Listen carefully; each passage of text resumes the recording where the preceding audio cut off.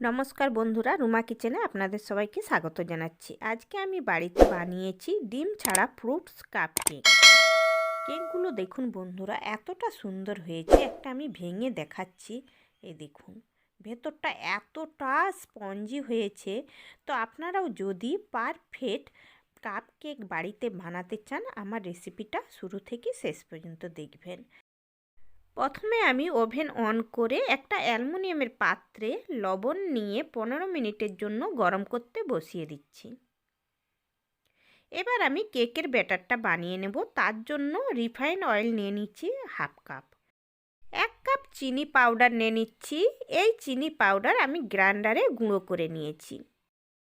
Refine oil আর চিনি ভালোভাবে ফেটিয়ে নিচ্ছি একটা হ্যান্ড উইচ দিয়ে। যতক্ষণ না চিনি গলে যায় ততক্ষণ ধরে ফেটিয়ে নেব। প্রায় 15 মিনিট ধরে আমি ফেটিয়ে নিয়েছি। দেখুন বন্ধুরা, চিনি খুব সুন্দরভাবে গলে গিয়েছে। এবার 1.5 কাপ ময়দা নিয়ে আবারও চিনি আর অয়েলের সঙ্গে মিক্স করে নেব। প্রথমে 1 কাপ ময়দা দিয়ে মিক্স করে নিয়েছি, এবারে হাফ কাপ ময়দা দিয়ে দিচ্ছি। বেকিং পাউডার দিয়ে দিচ্ছি 1 টিস্পুন। বেকিং সোডা দিচ্ছি খুবই অল্প পরিমাণে। গায়ের দুধ আগে থেকে গরম করে ঠান্ডা করে নিয়েছি। অল্প অল্প করে দুধ দিয়ে একটা ব্যাটার বানিয়ে নেব। খুবই হালকা হাতে হ্যান্ড উইচটা ঘুরিয়ে ঘুরিয়ে সব শুকনো উপকরণগুলো মিক্স করে নিয়েছি।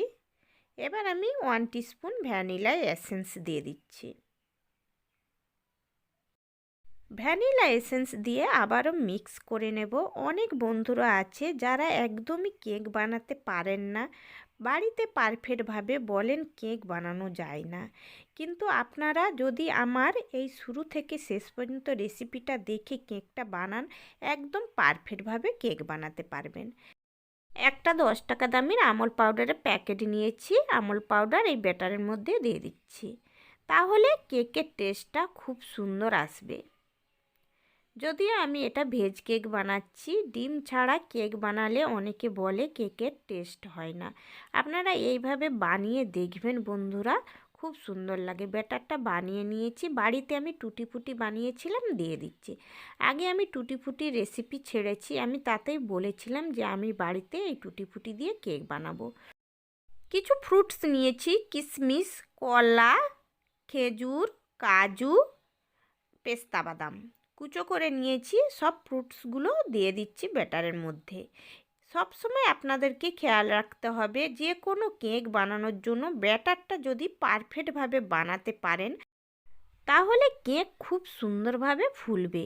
ফ্রুটস দিয়ে ব্যাটার মিক্স করে নিয়েছি। এবারে একটা চামচ নিয়ে নিচ্ছি। আমি আজকে চায়ের কাপের মধ্যে কেক বানাবো। এই কাপগুলো প্রায় প্রত্যেক বাড়িতেই থাকে। এই কাপের মধ্যে 1 চামচ করে ব্যাটার নিয়ে দিয়ে দিচ্ছি।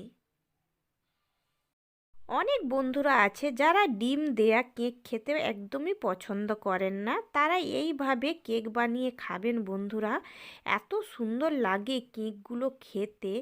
আর আমার চ্যানেলে যেসব বন্ধুরা নতুন আমার রেসিপিটি দেখছেন, অবশ্যই আমার চ্যানেলটিকে সাবস্ক্রাইব করে দেবেন।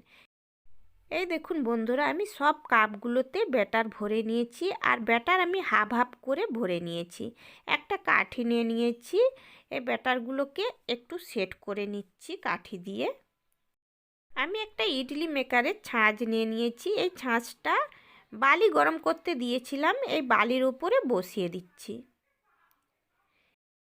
এবার কেকের কাপগুলো ছাঁচের ভেতরে বসিয়ে দিচ্ছি এবং গ্যাসের আঁচটা মিডিয়ামে রেখে কেকগুলো বানিয়ে নেব। সব কাপগুলোকে বসিয়ে দিয়েছি। এবার ঢাকনা দিয়ে ঢেকে 30 মিনিটের জন্য রেখে দিচ্ছি।